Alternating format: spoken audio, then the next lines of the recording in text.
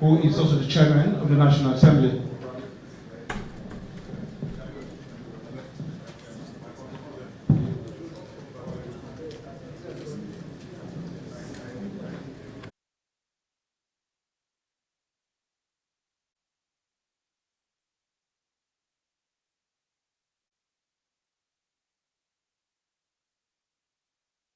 The vice chairman of this committee and other respected chairmen of other committees who are also members of this committee.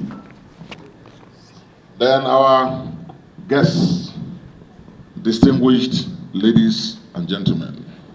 First of all, on behalf of the Committee on Ecology and Climate Change, I would like to thank you, as before, the expeditious way and manner you approved this courtesy stroke interactive visit to you when I broached it with you a few days ago. And I want to thank you sincerely on behalf of this committee for finding time in spite of several other engagements that I'm also aware of for you to be able to be here, so thank you. As I mentioned to you, Mr. President, the committee planned to have an interactive session with the agencies under our supervision and jurisdiction. And because of the issues they are dealing with, we should request your indulgence for you to hear a little bit of what they're doing, the great work they are doing, so that they can bring you and the Senate leadership, and by extension, the National Assembly, up to speed, firstly about what they are doing, the challenges that are before them, before our country, that they are grappling with on our behalf, and then the collaboration and support that they will need in different ways. So that's why we mentioned it to you, and you graciously, because of your interest in matters that have to do with our environment and the ecology, and because of your interest and the concern of the Senate and the National Assembly, of which you are chairman, in seeing that our national response, even on climate change, meets international best practices. You have mentioned that severally. The committee thought we should have this brief interaction so that they can explain a few things to you before we retreat to our interactive session, so that this Senate can have an overview of what they are doing. But before I yield the floor, I would like to use this opportunity to tender the apologies of the Honorable Environment and the Minister of State, who were billed to have led delegation of the agencies dealing with climate change. It was just... It's really a honor, for His Excellency, distinguished Senate President, to yield the floor to us to come and interact and maybe brief him on some of our activities and other areas where the Senate can be able to come in and assist the Ecological Project Office as an interventionist office. Permit me, sir, to inform you that the Ecological Project Office, which used to be called Ecological Fund Office, is a creation of the FAC Act, Federation Allocation Act. A certain percentage accruals to the Federation account monthly is set aside, to fund this office and other tiers of the government. Specifically, 2.32% of FAC allocation is usually set aside to be shared amongst the 3 tiers of the government. The federal government takes 1% of that amount, while the states take 0.72, and then the local governments take the balance of what remains. So far, the federal government, in its own wisdom, set up this Ecological Project Office to manage whatever accrued to them. because as an office, the concern is mainly what accrues to the federal government. What goes to the states and local governments is managed to those tiers, in line with the provisions of the Constitution of the Federal Republic of Nigeria. So as an officer, we've been intervening in virtually all the states, local governments, nationwide.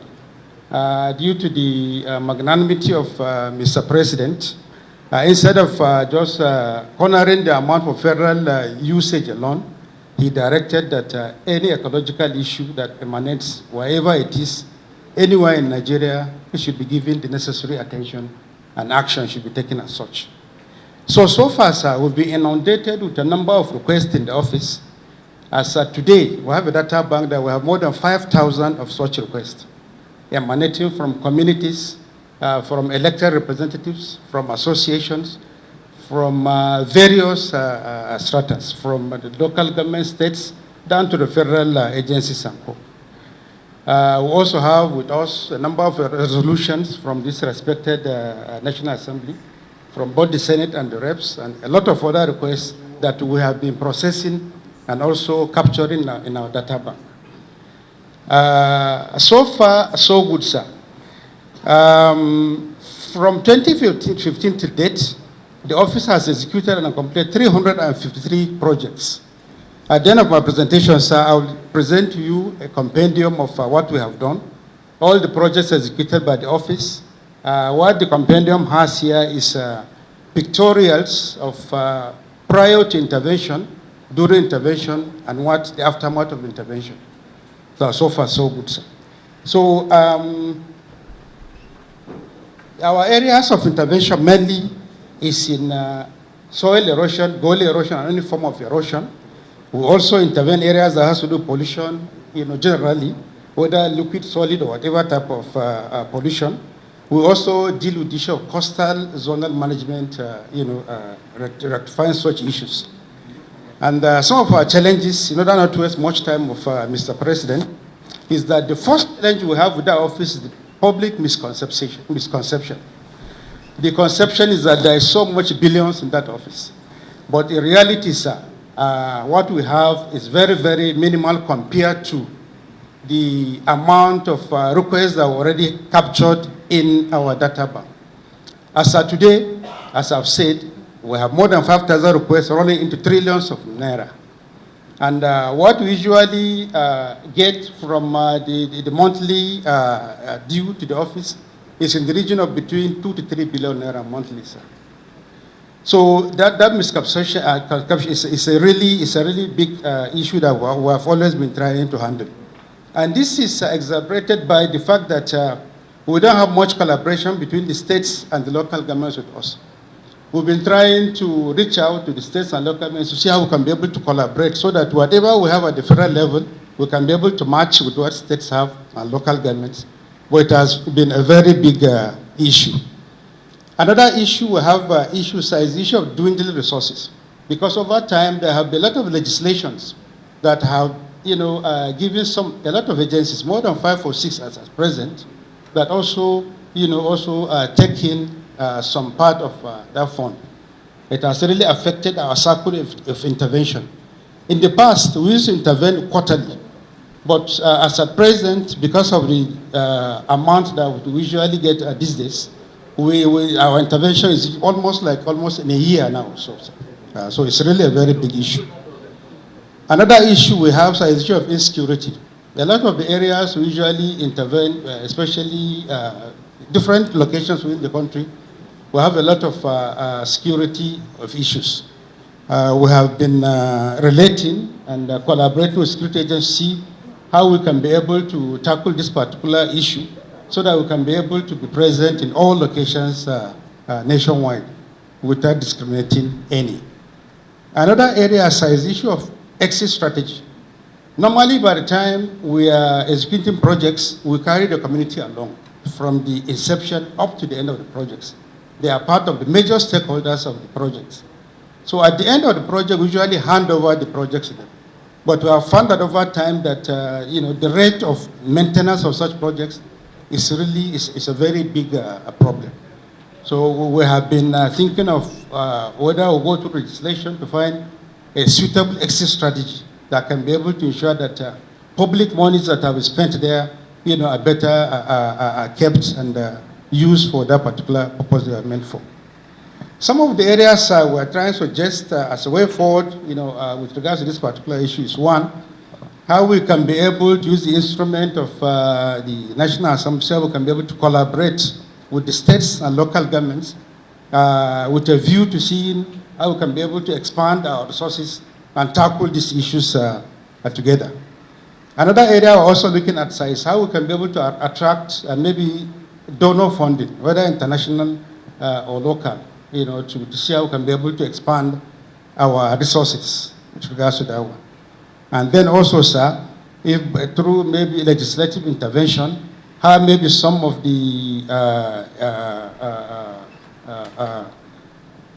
these agencies that are presently taking some of the, how we can be able to see whether to expand the ports or to lessen some of those agencies that will come and take some purchases from around the ports.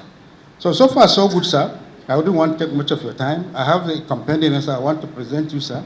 It gives you an idea of what we have done so far as an agency with the minimal amount that is available at the agency as at now. So if you permit me, sir, to do this.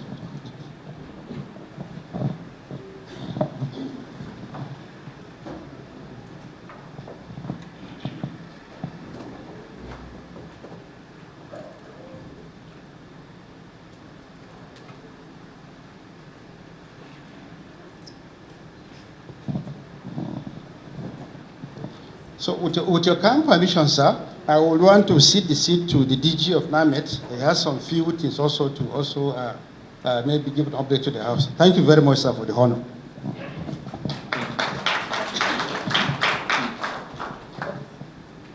Thank you very much, sir. Distinguished Senator, Senate President, other leadership, the chair of this Honorable Committee, other distinguished senators, colleagues, very good afternoon. A very warm greetings from the Nigerian Meteorological Agency under the Federal Ministry of Aviation and Aerospace Development. Actually, sir, we are the oldest Nigerian MDAs. We are about 140 years old from the record available to us. We've been existing as far back as 1887 from our record in a community, coincidentally in Bayelsa State, Akasa. And that shows the importance of weather information, even for the colonial masters. While planning to come to Nigeria, they had to integrate weather and climate information to understand our environment and see how they can explore resources and also implement all the agenda. Over the years, we've been situated in several ministries, departments, pre-colonial and even after independence. But now we are comfortably in aviation, and we are happy with that because it's a highly regulated environment. Your Excellency, I have a presentation that, if you permit, I can drop with you. I will speak briefly with the presentation.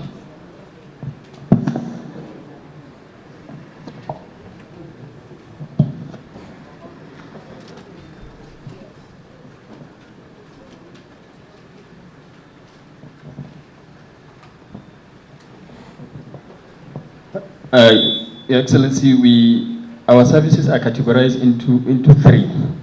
Our main mandate is to advise Nigerians, government, and all citizens on weather, climate, and water-related matters. And we do this in three layers. One, we provide public weather service. What public require in terms of weather forecast, either medium, short-term, long-term, and immediate forecast to plan activities, either farming, water resources management, constructions, insurance, including health. And the second category, we do this at no cost because from our Establishment Act, we drive government revenue from budgetary provisions. And the second category is the support service, which we provide weather climate information of about 150 years that we have in our archives to all federal and state MDS that requires it.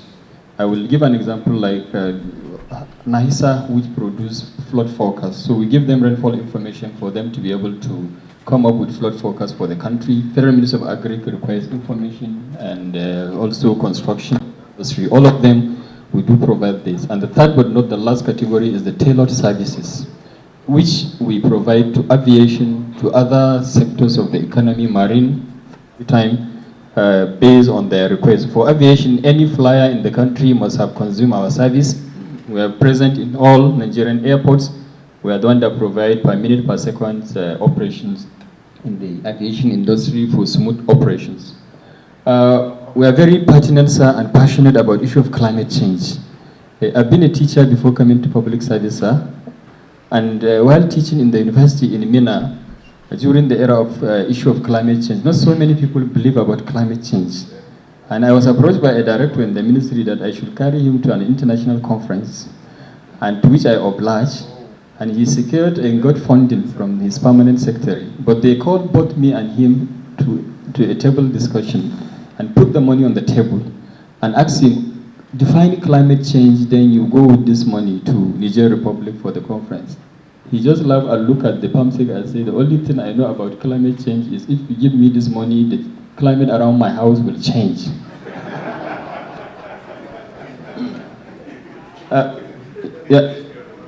Your Excellency, other distinguished senators, this narration has changed now.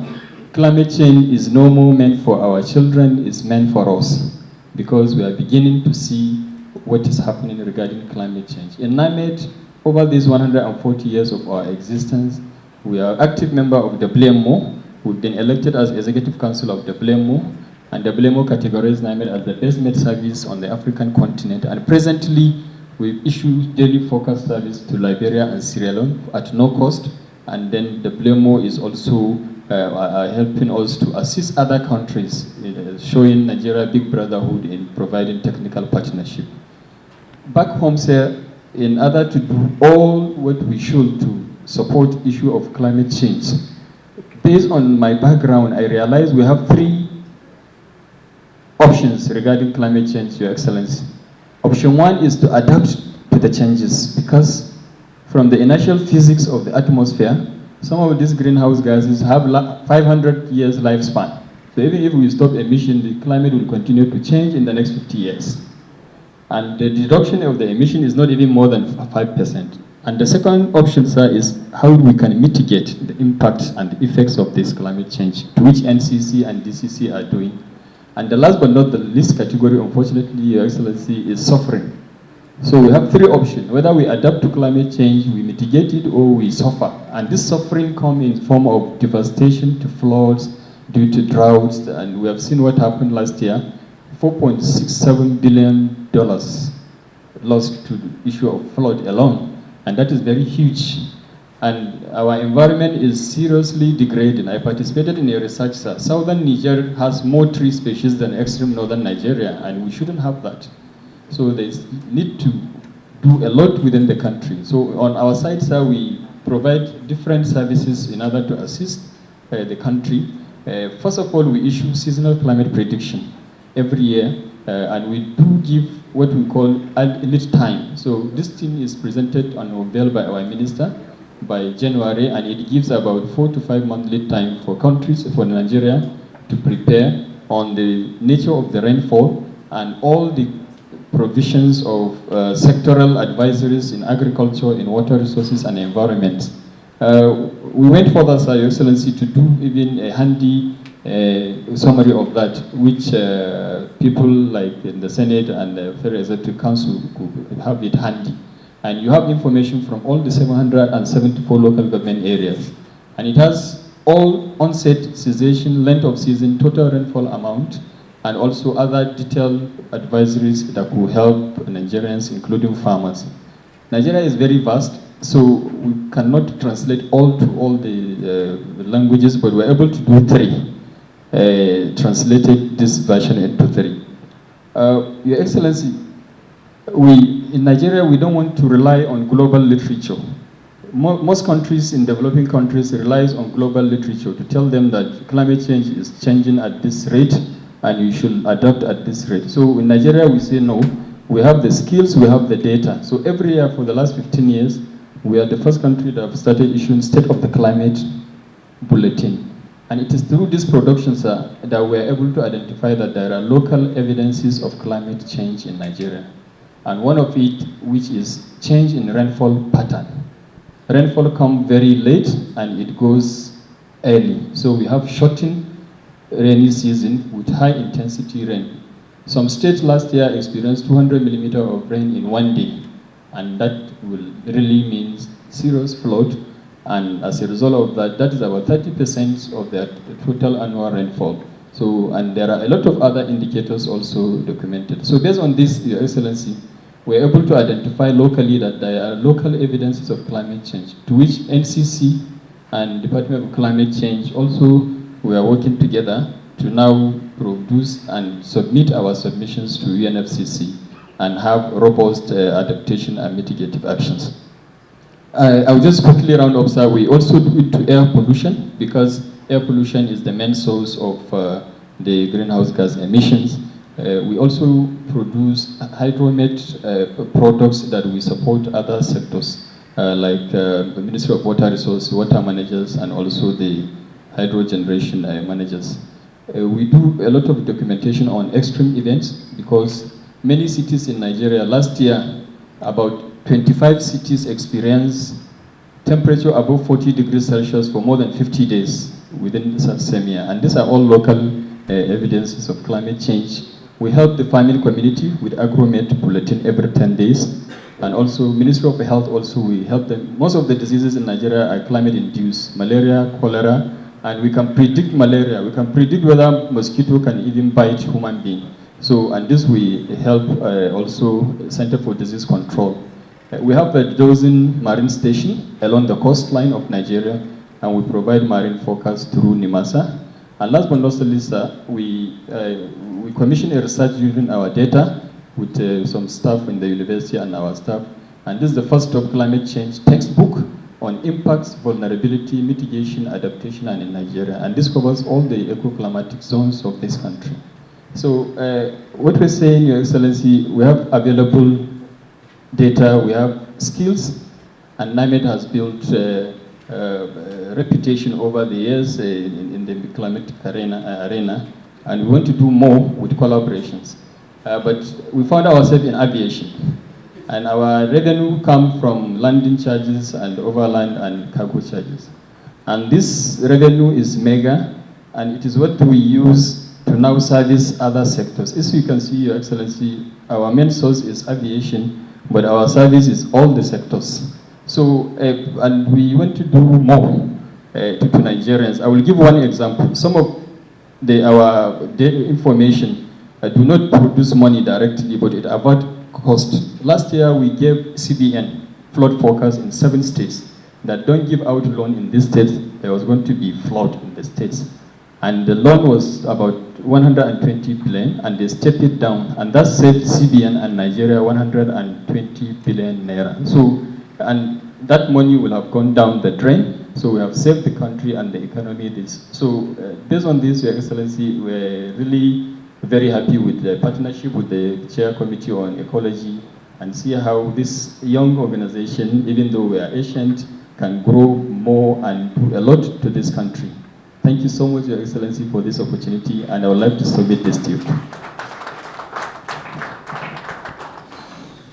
Thank you very much, DG Naime. And while the DG giving his address, the Senate Minority Whip, Distinguished Senator Osita Ngu, joined us. So you're welcome. We recognize you. Senate Minority Whip, Distinguished Senator Osita Ngu.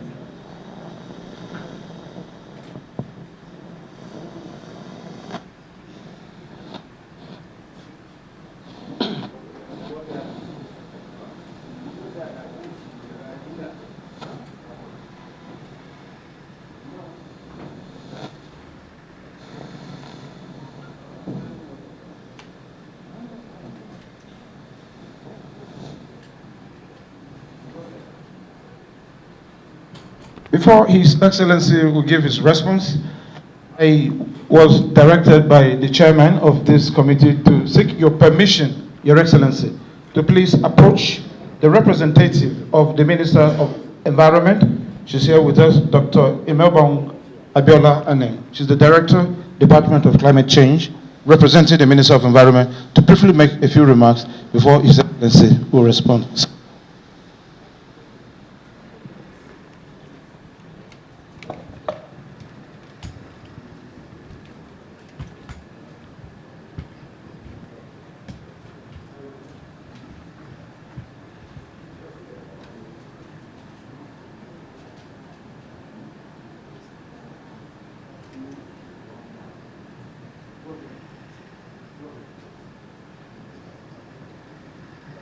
Senate President, sir, distinguished senators, permanent secretaries, and every other esteemed present here. I bring you the best assurances of my honorable minister, who actually planned to be here, but has very important parallel assignments and looks forward to another similar interactive session for which he would want to be part of.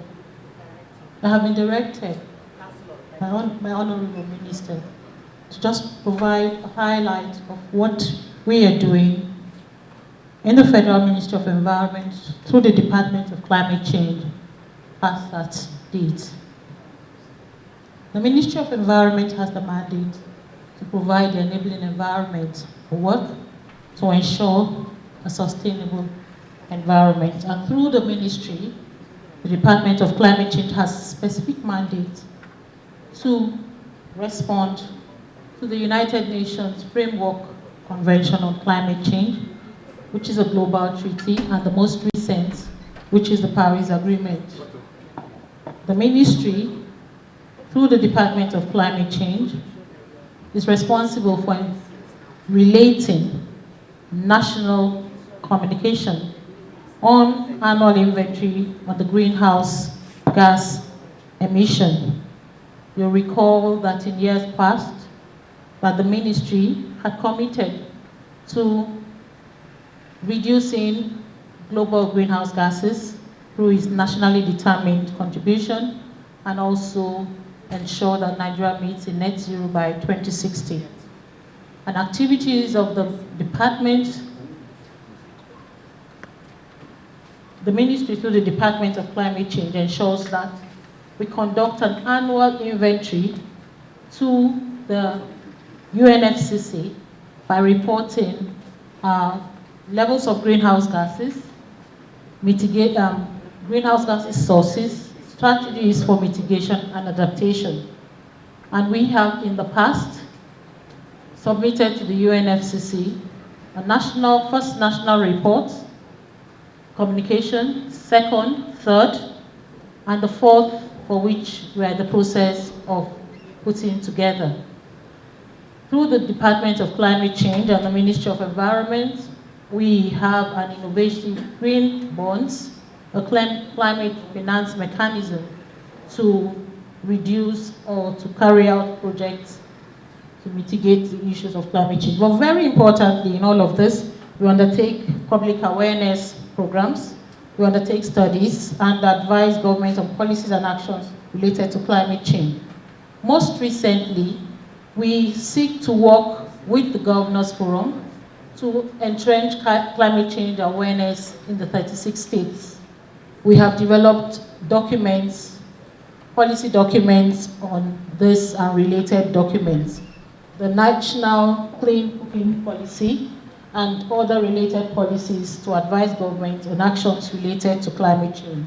And we look forward to collaborating deeper with the Senate Committee on Climate Change and the House to carry forward our programs on climate change.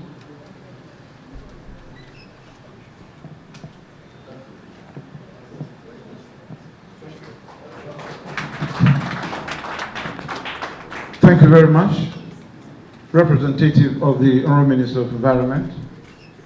At this point, distinguished ladies and gentlemen, having spent much time, we'd like to respectfully invite the chairman of the National Assembly, and of course, who is the president of the Senate, Senator Gospel of Carter, to please respond. Your Excellency.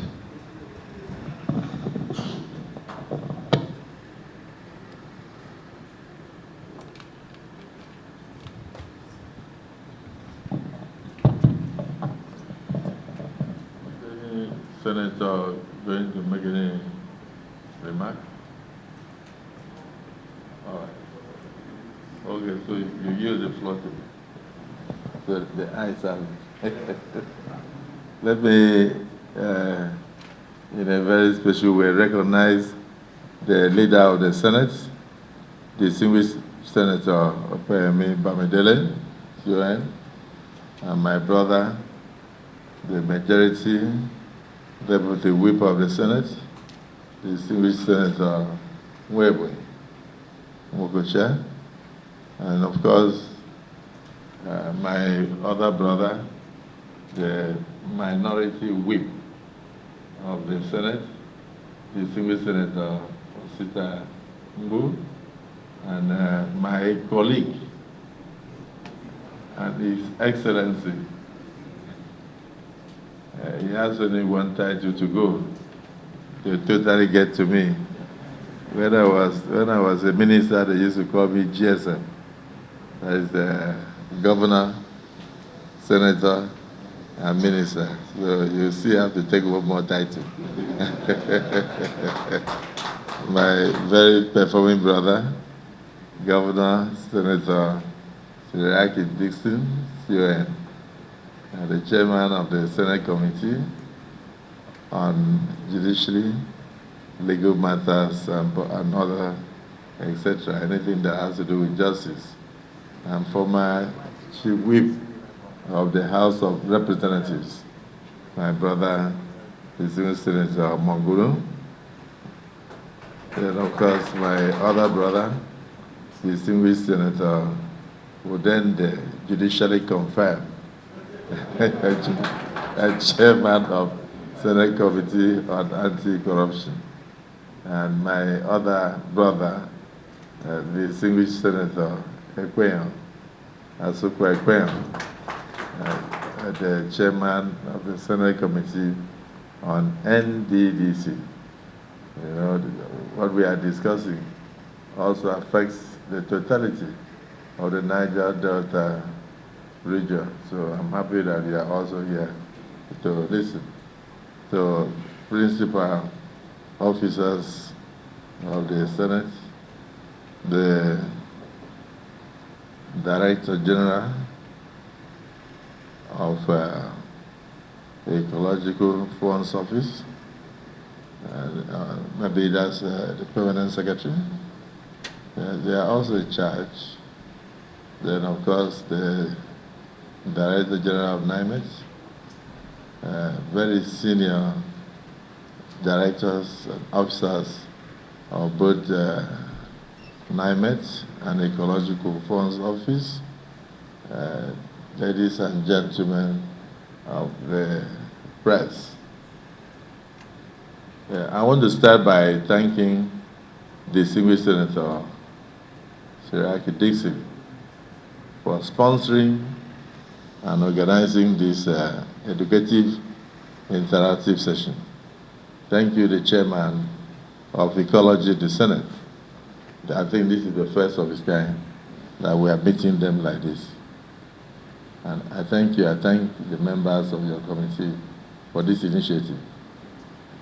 On behalf of the 10th Senate, I want to once again welcome you and thank you for your insights and the revelations that you have so eloquently postulated before us here.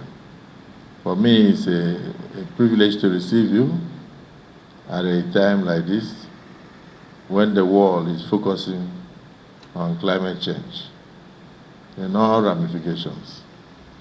In the next 1 week or thereabout, the entire world will be gathering at United Arab Emirates, specifically in Dubai, for COP28 to discuss nothing but climate change.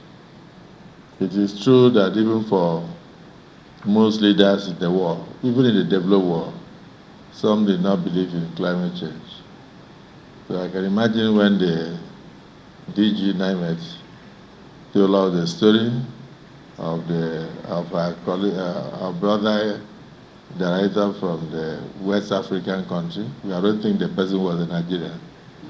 That they piled up money and said, "You can tell us what climate change is all about. You can take this money and go to your country and intervene in areas that require intervention."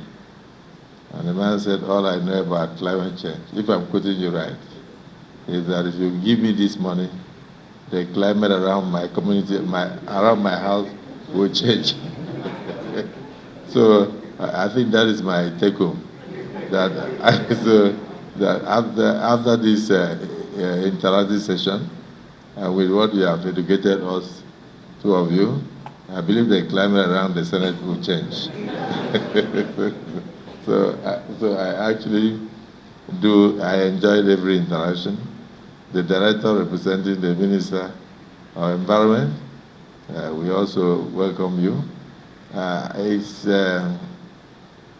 It's something that we are very proud to have the Ecological Office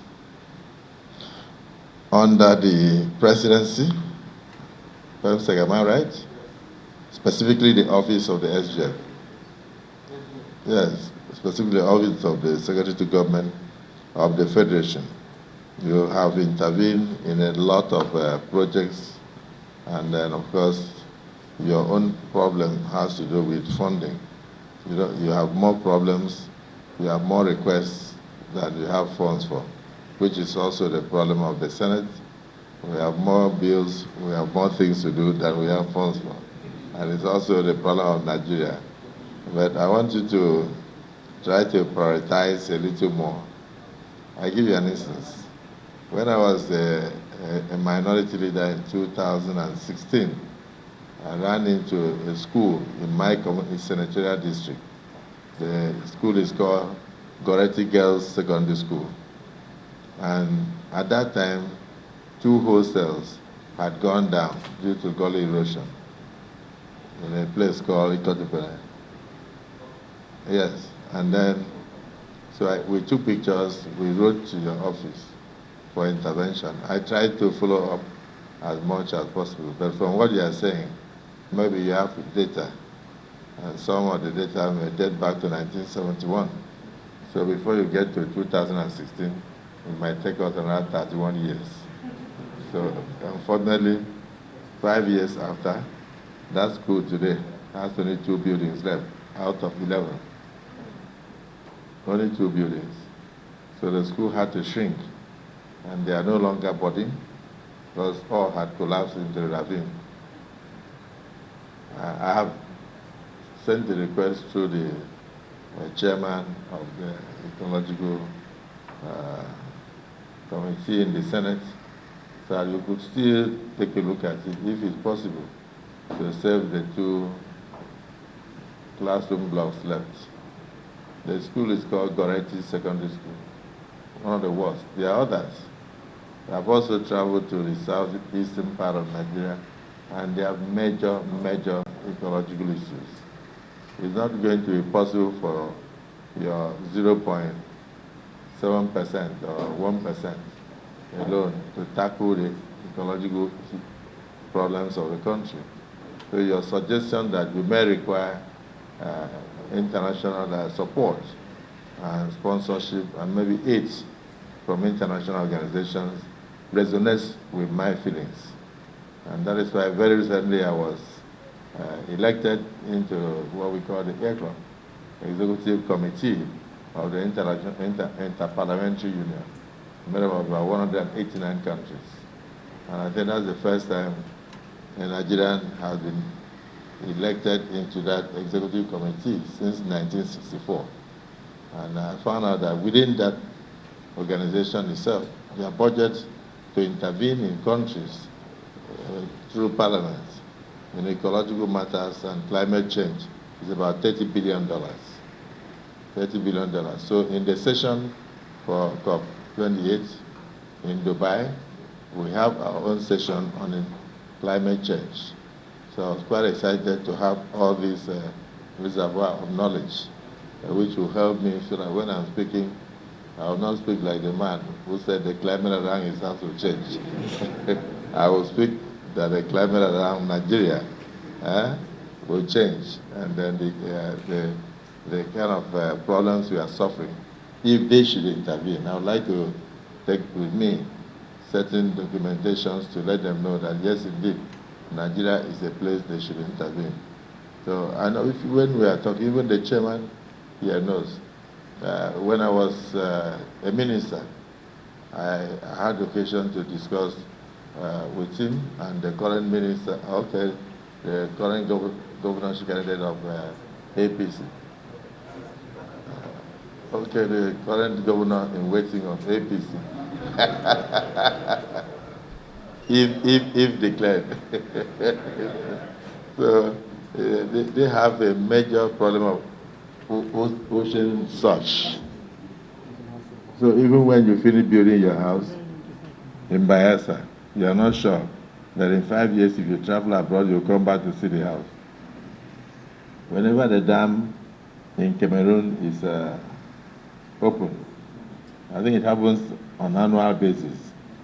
The amount of water that comes normally wipes out a lot of islands. Parrot Island, the Green Island, all those places, including most of the upland areas in Bayelsa, the houses will be washed away. It even goes all the way to Ondo, down to Akwa Ibom. So most of the villages do not exist during that period of the rainy season, and when those dams are being, I don't know how the word to use, whether it is through renovation or whatever, yearly maintenance or so. So most people have to live in some of their villages for 6 months. Then the other 6 months, they look for a place to hide. In Bayelsa, you'll be surprised that without war, we have internally displaced persons. We have camps for internally displaced persons as a result of climate change. So sometimes, like you pointed out, like Naimet said about the rainfall, I'll come to that. So for the ecological office, and then whatever we can do as a Senate, as a National Assembly, we would like to do to assist you to do more. And then the method of intervening and selection of projects must be such that you put urgency outside the normal data that you have. So you take the ones that are most urgent and likely to affect the lives of the people before you go into the ones that may happen and may not affect life, but will affect the ecology. I think those that are life-threatening should be selected first. And then before we go into those ones that will naturally affect the ecology. But we must also learn to preempt some of these things, because I don't know whether you were the one who mentioned that we have more trees in Niger than we have in the whole of northern Nigeria. It clearly shows that we are not very conscious of desert encroachment. For the desert encroachment, every child in a year, every primary school child, every child in the university, wherever you are, you should be encouraged to plant 1 tree at least in a year. And in some of those communities that are affected by desert encroachment, people should be encouraged to plant 1 tree per month. If you do that, if you don't do any other thing, just plant a tree in a month. If everybody were to do that, considering the population of Nigeria, you'll be shocked that we would have reclaimed and then we would have stopped a lot of desert encroachment and then created more spaces. It's the same climate change that has affected the Sahel region and then also affected Lake Chad. Lake Chad, I think it used to have 125 square kilometers of water. 10 years ago. But today, I don't know what percentage we have left. Less than 10% of its original size.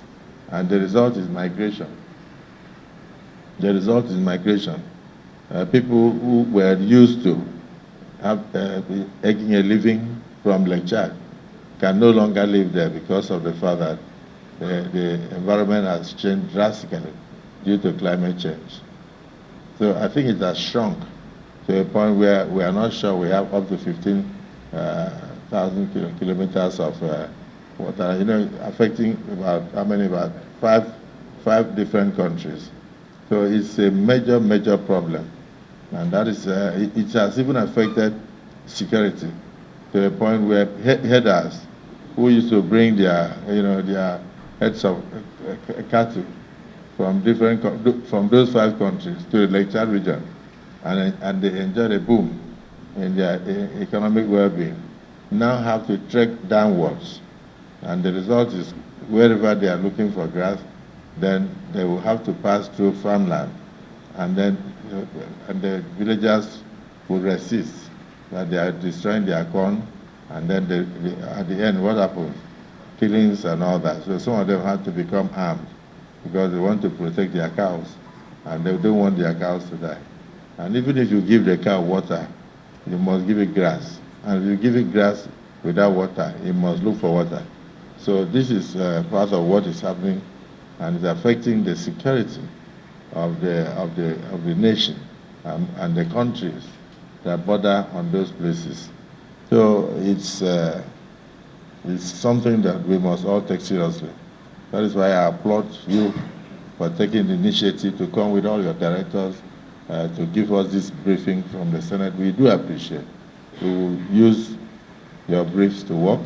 We will use your briefs to discuss with our colleagues. So the leadership of the Senate would like to know how the Permanent Secretary came with 10 directors, and not one of them is a woman, because we are bed for the Permanent Secretary, bed for the director that came from the Ministry of Environment. I wanted to know whether climate only affects men. Does climate affect only men? Okay, you came with an information officer. Is she a director? Well, even if you are not a director, he has pronounced, so he will make you a director. So congratulations on your promotion. When you leave here, go back and say you told the Senate President I'm a director. So make sure I'm a director. Let the head of service do the needful. Congratulations, eh? So we're just a bit worried that we looked through, and we are very gender sensitive. And we didn't see a single woman among the 10 directors. So I said, whether ecological office can only operate with men. Okay, so we are happy to see you. So I believe that already NIMET is gender friendly. I don't need to ask you. Immediately I heard you speak, I knew that you have a lot of women input into your speech. So there was no need to ask. So I thank you. We will make use of what you have given us to also discuss further, and I give you my word and that of my colleagues that will also assist you. We'll continue to collaborate. We are working for the same government and the same president, and particularly a president who is not just forward-looking, but who is very determined to make a mark and leave good legacies on the sands of time. He did a lot in Lagos State. He laid a foundation that today Lagos has become one of the best growing economies in the entire West Africa.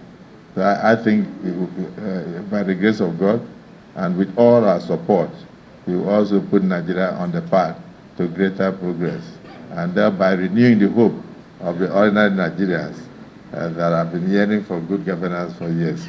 So NIMET, I thank you. Your problem has to do with information dissemination. Information dissemination. You have so much data, but how many people are aware of this data? Let it penetrate to the grassroots. If you have a bottom-up approach, it will be better. You providing information, in your opinion, to those who need the information, such as pilots and maybe navigators and all that. But you'll be surprised that even the ordinary woman requires the information for farming. Because if you know that where you are going to plant will be wiped away before you harvest, you will not waste your time going there. Am I? So you have to find a way to put up programs that will lead to serious education. Let the public be well educated on what they are doing. You know, outside Nigeria, sometimes when people want to travel to certain places, they look at the weather. They will ask their children, how is the weather like? So that they will know whether they will run into serious snow and get stuck on the road, or whether they will run into turbulence if they were to enter a plane and all that. But here we don't have that information. People go out at any point, and some people even don't know that you have already predicted that there will be heavy rainfall tomorrow, and they leave their houses without umbrella, only to get drained, and then they go into all sorts of illnesses. This information that you are providing is for all. And ancient as you are, we want you to become digital, because you are about 140 years old. But I thank you for all the publications. But find a way. Let the radio stations in all the states of the Federation also carry information on what you are doing. It's highly commendable, and that you are forward-looking, and you help a lot, even in planning in all spheres.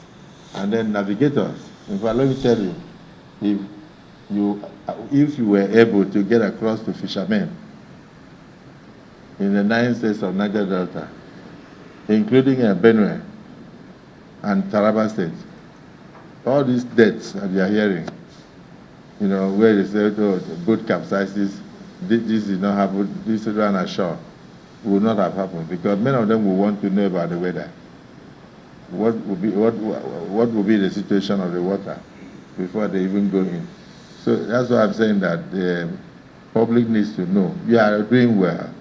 You are doing well, but information dissemination, you have to improve on that for the benefit of all of us, and also to save lives. You know, so I thank you. Yes. So just as the yes.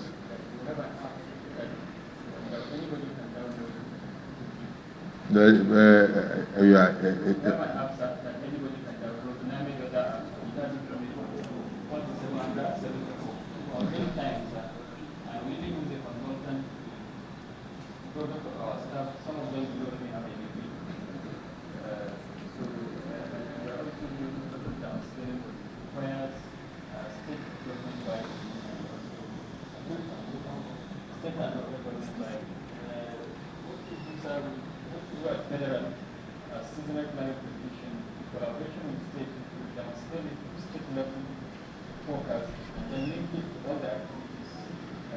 Like the farmers, we give them what is called a crop calendar, and in that crop calendar it has information on what they should do from clearing to harvesting, and it can even give forecast of the yield they will get. And over the years, farmers by different state governors, because we normally leverage on only target communities. Just thanks for yeah. Women.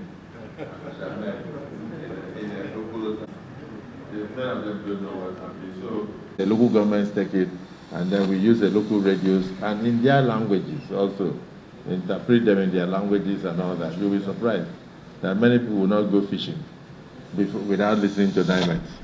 So what does NIMET say? I don't want to go and get drowned. I don't want to lose my husband. So it's still the state of the economy and the level that we are.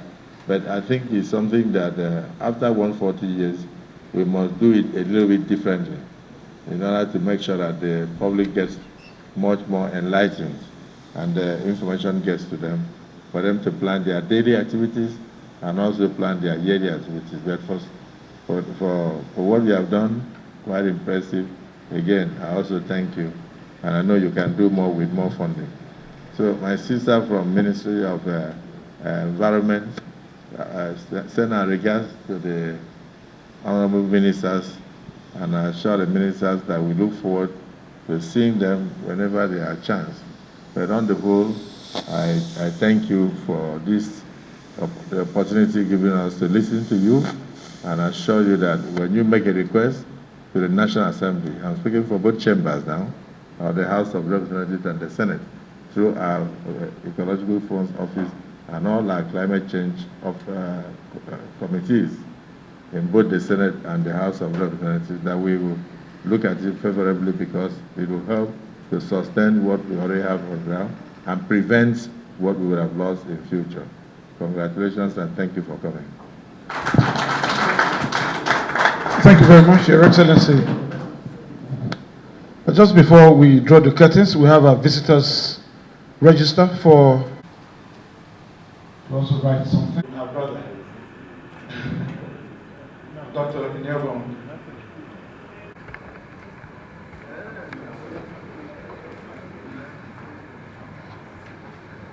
After that, I'm going to quickly... She doesn't want to come and hit her. Operations. Congratulations. A ranking parliamentarian, ranked in the House of Reps, ranked in the Senate, ranked everywhere.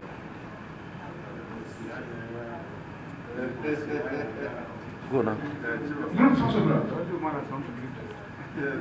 Oh, the woman, the one that just...